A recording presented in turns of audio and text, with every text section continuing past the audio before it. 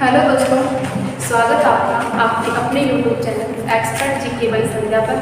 तो आज हम क्लास को शुरू करने वाले हैं और आज की क्लास में हम पढ़ने वाले हैं भारत की स्थिति एवं विस्तार। तो बने रहिएगा क्लास के लास्ट तक वीडियो को देखना है। वीडियो को लाइक करना, शेयर करना व चैनल को सब्सक्राइब करना। तो चलिए शुरू करते हैं। हम पढ़ने वाले हैं भारत की स्थिति एवं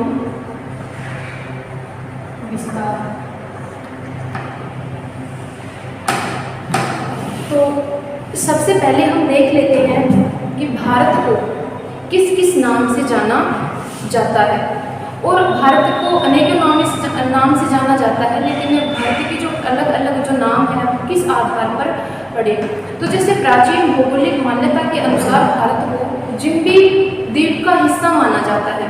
तो भारत को जो है बौद्ध काल में जिम्बी द्वीप के नाम से भी जाना जाता था। भारत को बौद्ध काल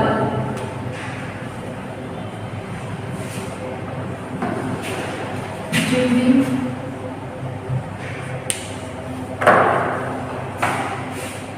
द्वीप के नाम से जाना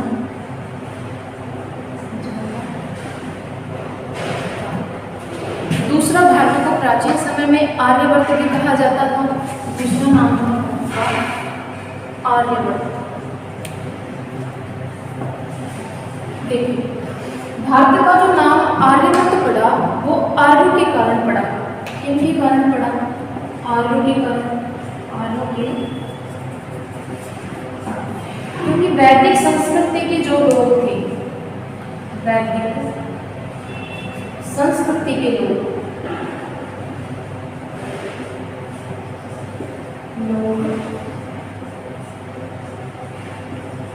आर्य कहलाए। परंतु मैक्स मूलर के अनुसार आर्य विदेशी थे जो कि मध्य एशिया से भारत में आए थे। मैक्स मूलर के अनुसार, इसके अनुसार मैक्स मूलर के अनुसार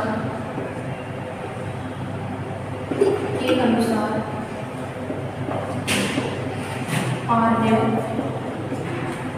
विदेशी लोग थे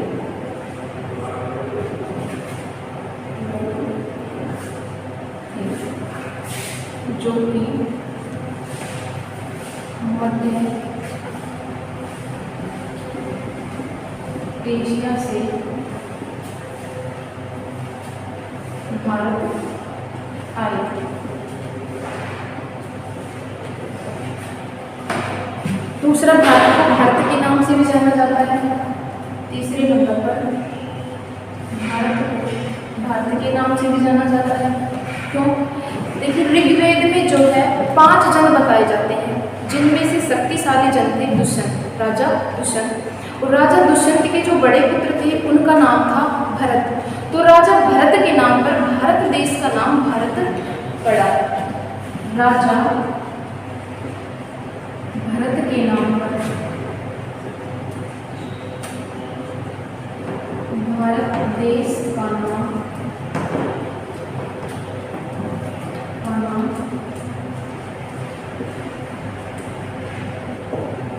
भारत पड़ा। नेक्स्ट, भारत को हिंदुस्तान के नाम से भी जाना जाता है। एक बार आप लोग स्क्रीनशॉट लेते ना। तो अब हम देखते हैं देशांतर रेखाओं के आधार पर भारत की स्थिति। अब हमें पढ़नी है देशांतर रेखा। तो हम फिर से ग्लोब बना लेते हैं। ये हो गया ग्लोब। उत्तर, दक्षिण, पूर्व व पश्चिम। सबसे पहले हम देखते हैं देशांतर रेखाओं की दिशा। तो देशांतर रेखाओं की जो दिशा होती है वो कैसे होती है? उत्तर से दक्षिण। कैसे होती है? उत्तर से दक्षिण, उत्तर से दक्षिण। देशांत रेखाओं के आधार पर भारत यहाँ पे स्थित है।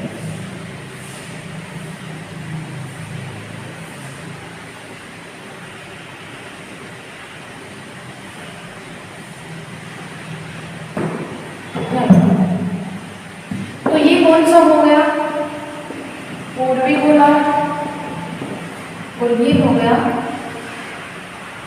पश्चिमी गोलार्ध। पश्चिमी गोलार्ध।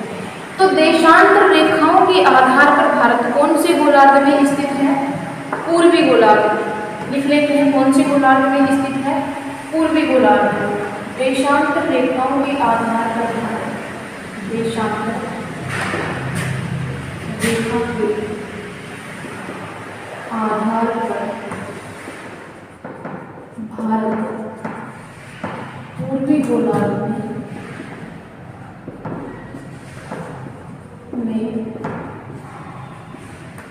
स्थित है। यहाँ बोले कि अक्षांश व देशांतर रेखाओं के आधार पर भारत उत्तरी पूर्वी गोलार्ध में स्थित है। ठीक है। देशांतर रेखाओं की जो संख्या होती है वो होती है 360। देशांतर रेखाओं की संख्या, रेखाओं की संख्या कितनी होती है? 360 होती है। 180 पश्चिमी गोलार्ध में और 180 होती है पूर्वी गोलार्ध में। लिख लेते हैं 180 पश्चिमी गोलार्ध में, व 180 पूर्वी गोलार्ध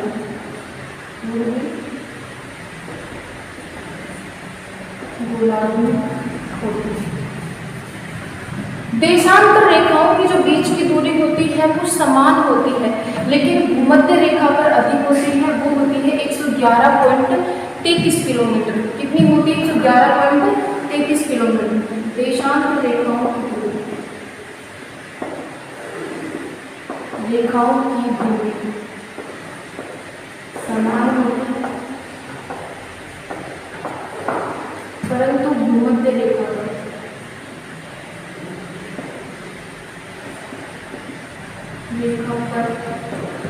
अधिक होती है।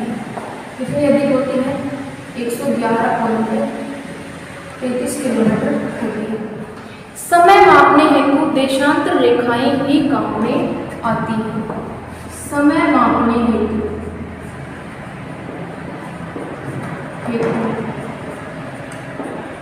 देशांतर रेखा ही काम में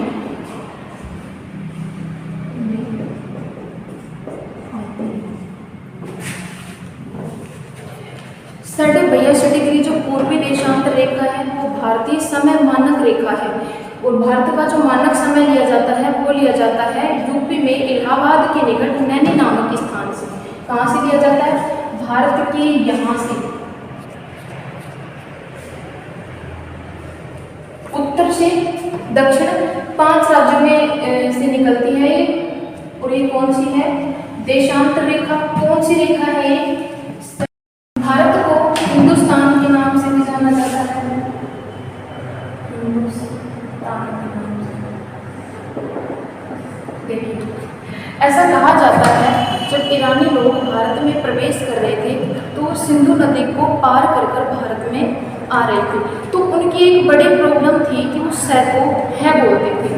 ये भारत में मानसरोवर झील से, मान लीजिए ये भारत का उत्तरी हिस्सा है, ये भारत में मानसरोवर झील से सिंधु नदी निकलती है, और यहाँ से वो सिंधु नदी को पार कर कर आ रहे थे। तो उनकी बड़ी प्रॉब्लम थी कि वो सै को है बोलते थे, तो इन्होंने सिंधु नदी को कहा हिंदू नदी। तो उसके आधार पर भारत देश का नाम हिंदुस्तान पड़ा। किनके कारण पड़ा? ईरानियों के कारण पड़ा। ईरानियों के कारण। क्यों? क्योंकि सै को है बोलते थे, है बोलते थे। या हम ये भी कह सकते हैं कि सिंधु हिंदू बोलते थे।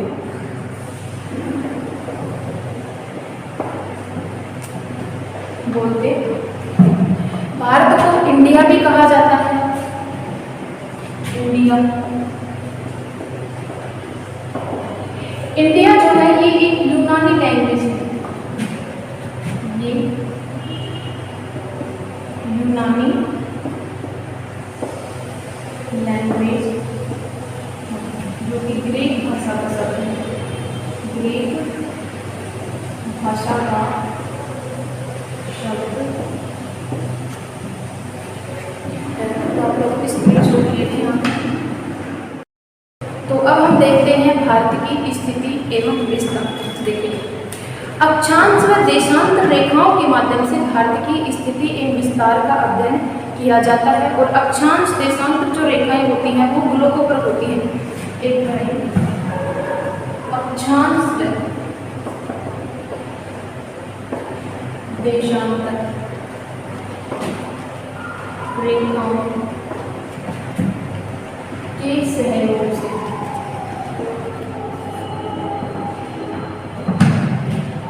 किसी भी देश की स्थिति विस्तार का अध्ययन किया जाता है।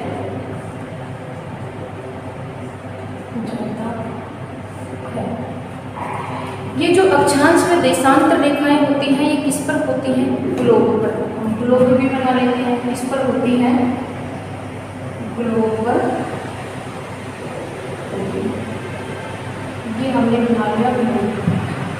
ये ग्लोब हो गया। तो ग्लोब जो होता है ये पृथ्वी का प्रतीकात्मक रूप होता है, पृथ्वी का प्रतीकात्मक रूप होता है। क्या? ग्लोब। तो अब हम देखते हैं अक्षांश व देशांतर रेखाओं के आधार पर भारत की वास्तविक स्थिति। ये कौन सी दिशा हो गई? पहले हम इसको 4 भागों में विभाजित कर लेते हैं। ये कौन सी दिशा हो गई? उत्तर दिशा। ये हो गई दक्षिण दिशा। ये हो गई पूर्व दिशा और ये पश्चिम दिशा। सबसे पहले हम देख लेते हैं अक्षांश रेखा। कौन सी रेखा? अक्षांश रेखा। अक्षांश रेखा के आधार पर भारत की स्थिति देखिए।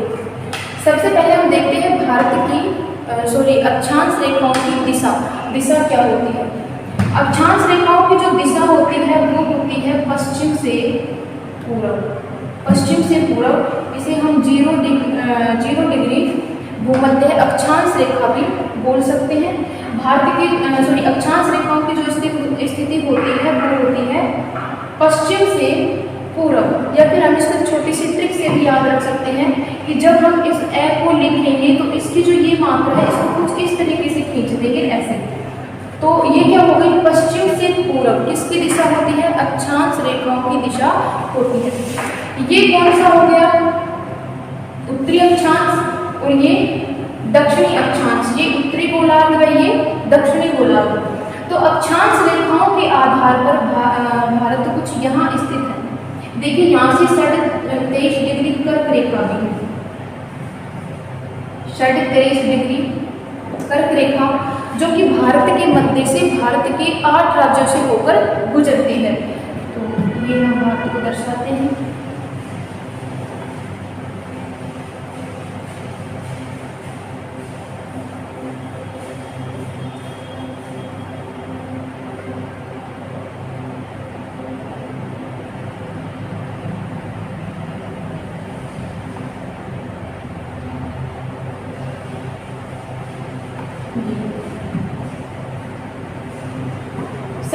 डिग्री जो कर्क रेखा भारत के मध्य से गुजरती है। तो अक्षांश रेखाओं के आधार पर भारत कौन से गोलार्ध में स्थित है?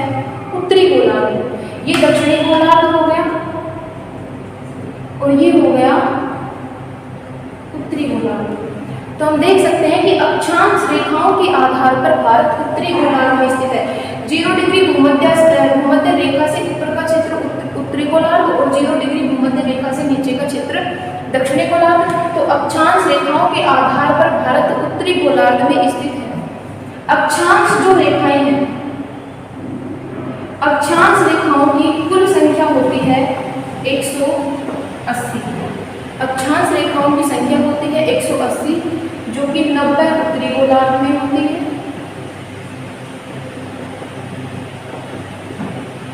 90 दक्षिणी गोलार्ध में होती है।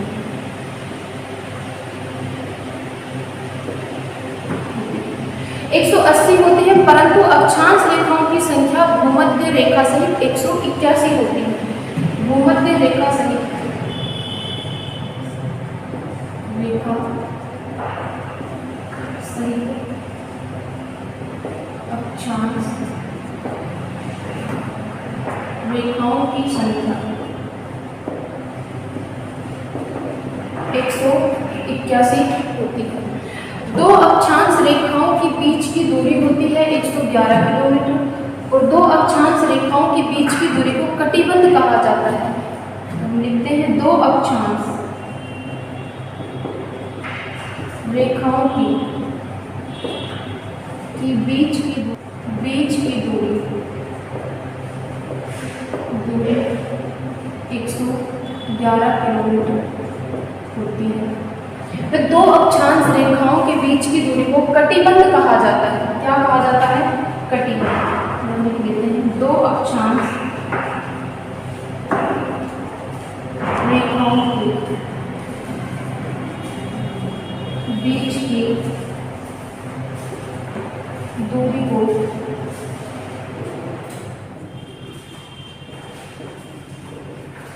कटिबंध कहा जाता है। ये जो दो अक्षांश रेखाएं होती हैं, इनके बीच की दूरी कितनी होती है? 111 किलोमीटर। व दो अक्षांश रेखाओं के बीच की दूरी को कटिबंध कहा जाता है। अक्षांश रेखाएं जो होती हैं, ये अकेले जलवायु मापने के काम में आती हैं। देशांतर रेखाएं जो होती हैं, ये समय मापने हेतु काम में आती हैं। तो जलवायु व समय मापने हेतु अक्षांश व देशांतर रेखाएं काम में आती हैं। तो यहाँ लिख लेते हैं जलवायु मापने हेतु, जलवायु मापने हेतु अक्षांश रेखाएं काम में आती हैं। आ गया होगा यहाँ तक समझ में? एक बात और ये लिख लीजिए कि अक्षांश रेखाओं के आधार पर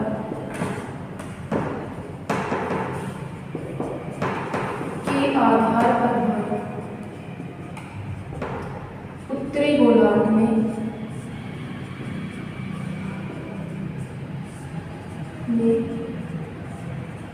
स्थित है। आप लोग इसका स्क्रीनशॉट लीजिए।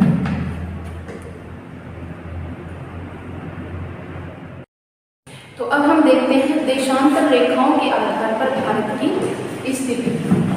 अब हमें पढ़नी है देशांतर रेखा। तो हम फिर से ग्लोब बना लेते हैं। ये हो गया ग्लोब,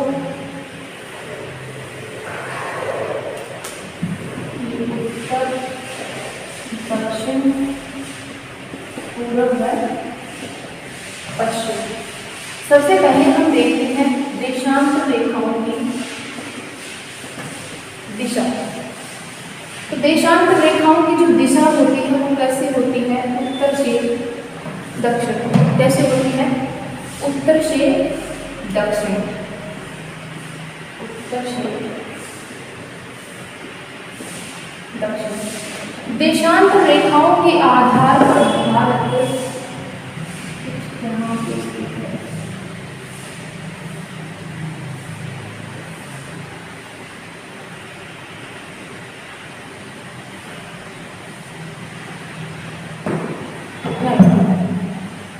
तो ये कौन सा हो गया?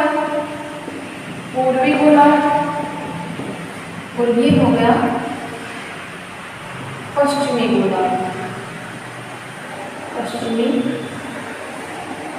गोलार्ध। तो तो देशांतर रेखाओं के आधार पर भारत कौन से गोलार्ध में स्थित है? पूर्वी गोलार्ध। लिख लेते हैं कौन से गोलार्ध में स्थित है? पूर्वी गोलार्ध। देशांतर रेखाओं के आधार पर भारत, देशांतर रेखा के आधार पर भारत पूर्वी गोलार्ध में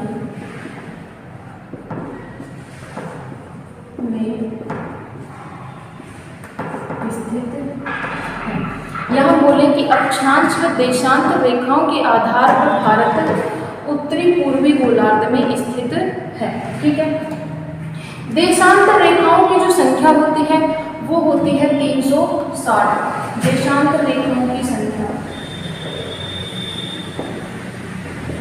रेखाओं की संख्या कितनी होती है?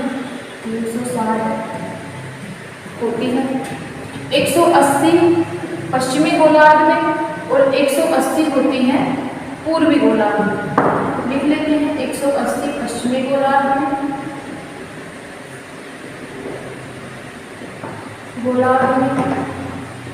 व 180 पूर्वी गोलार्ध, पूर्वी गोलार्ध में होती है। देशांतर रेखाओं की जो बीच की दूरी होती है वो समान होती है, लेकिन भूमध्य रेखा पर अधिक होती है। वो होती है 111.33 किलोमीटर। कितनी होती है? 111.33 किलोमीटर। देशांतर रेखाओं की दूरी, रेखाओं की दूरी समान होती है, परंतु भूमध्य रेखा पर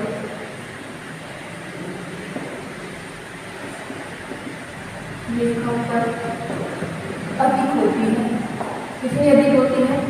111.33 किलोमीटर होती है। समय मापने हेतु देशांतर रेखाएं ही काम में आती हैं। समय मापने हेतु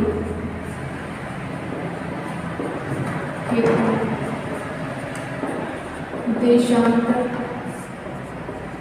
रेखा ही काम में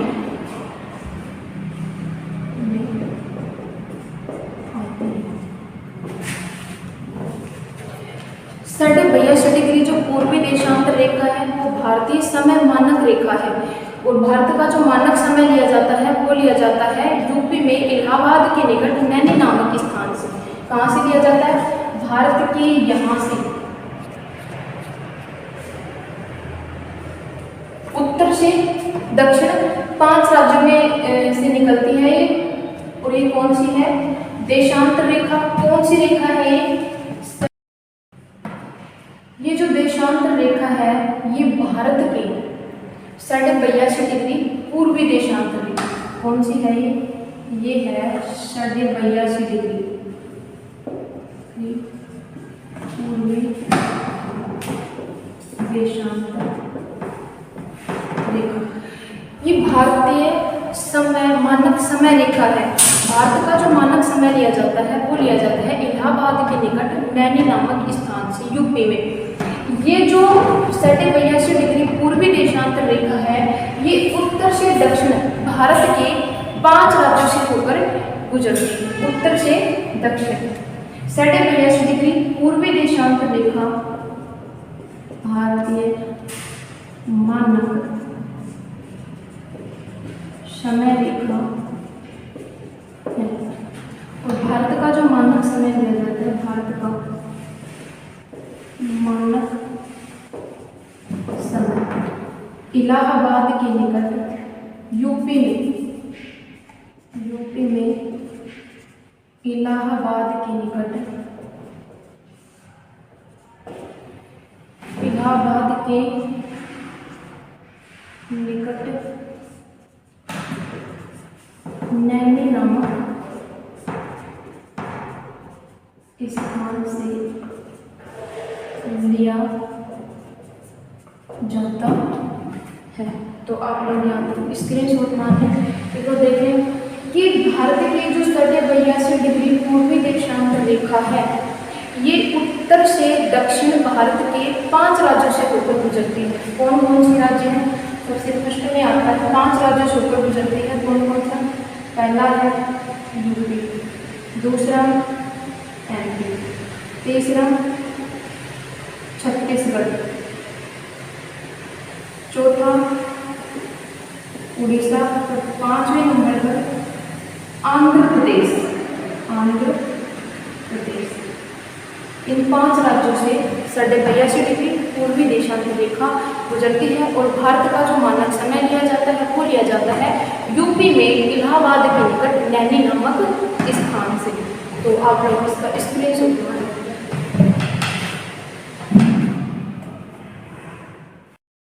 हम देखते हैं भारत कितने डिग्री अक्षांश रेखाओं से कितने डिग्री अक्षांश रेखाओं पर देशांतर रेखाओं के मध्य में फैला हुआ है। तो हम सबसे पहले बनाते हैं भारत का मैप।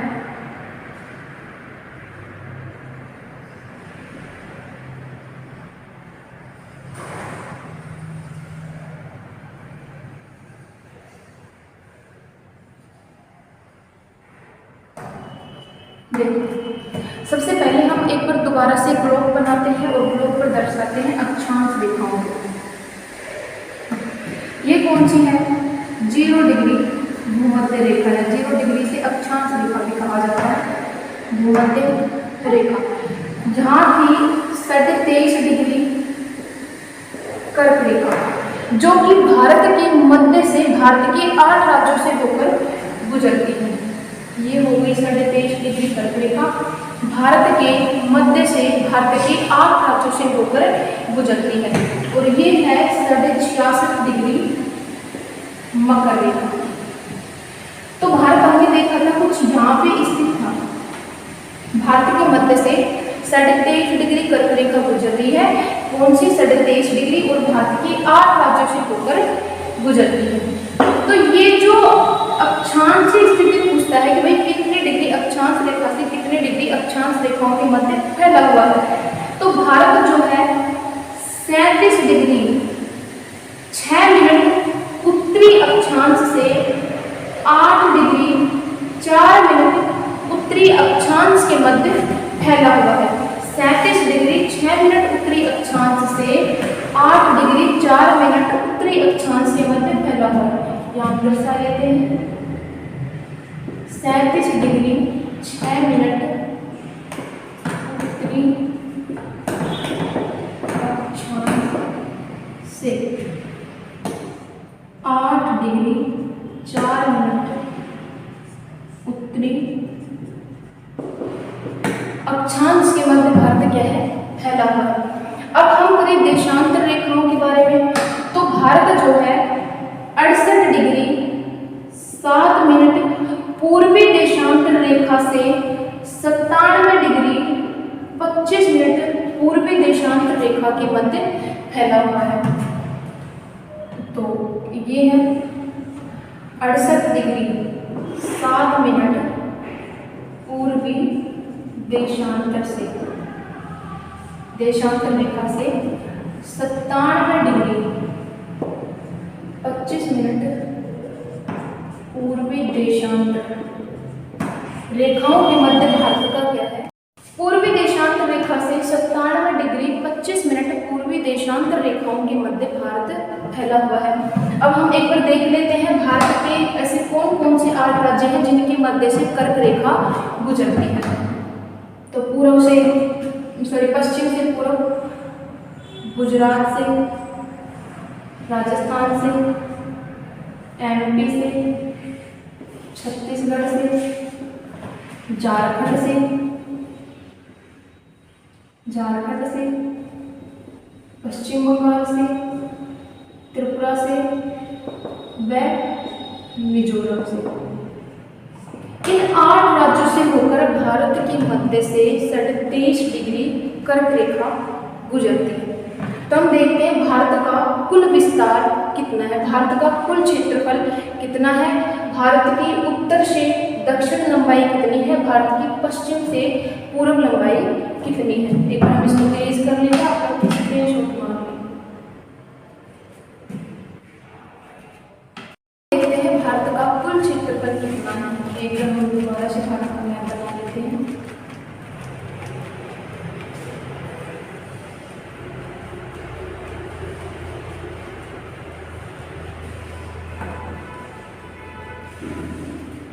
मैप कोई नजर लगती है, अच्छे से बढ़ता है नहीं।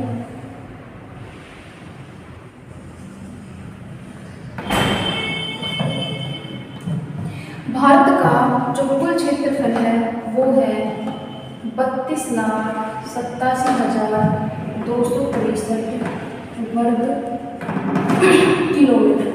भारत का कुल क्षेत्रफल है 32,87,263 वर्ग किलोमीटर।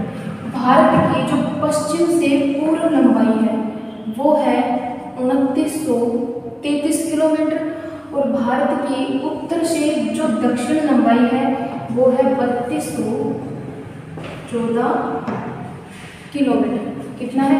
भारत का कुल क्षेत्रफल है 32,87,263 किलोमीटर। ये है भारत का कुल क्षेत्रफल। ये है पश्चिम से पूर्व लंबाई, पश्चिम से पूर्व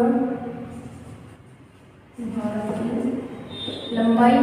ये है उत्तर से दक्षिण भारत की कुल लंबाई। क्षेत्रफल के आधार पर भारत का विश्व में दूसरा स्थान है। क्षेत्रफल के आधार पर, तो क्षेत्रफल के आधार पर भारत का, क्षेत्रफल के आधार पर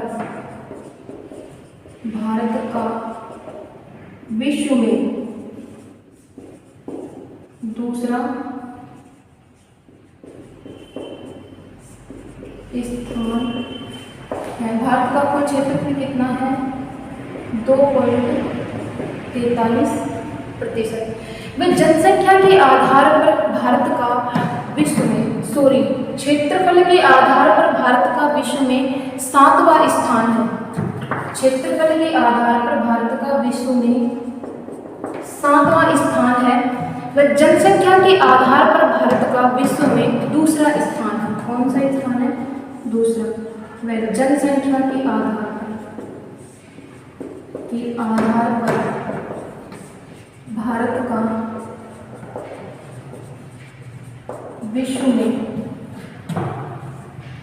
दूसरा स्थान है।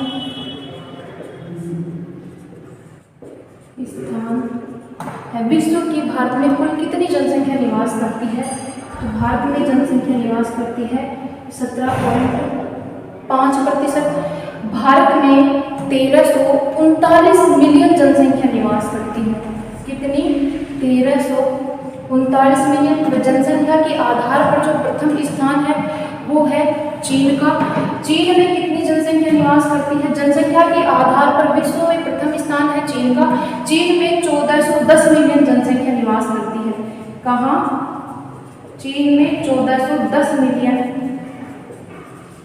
जनसंख्या निवास करती है। और विश्व में जनसंख्या के आधार पर प्रथम स्थान पर चीन आता है। विश्व में जनसंख्या के आधार पर दूसरे स्थान पर भारत आता है।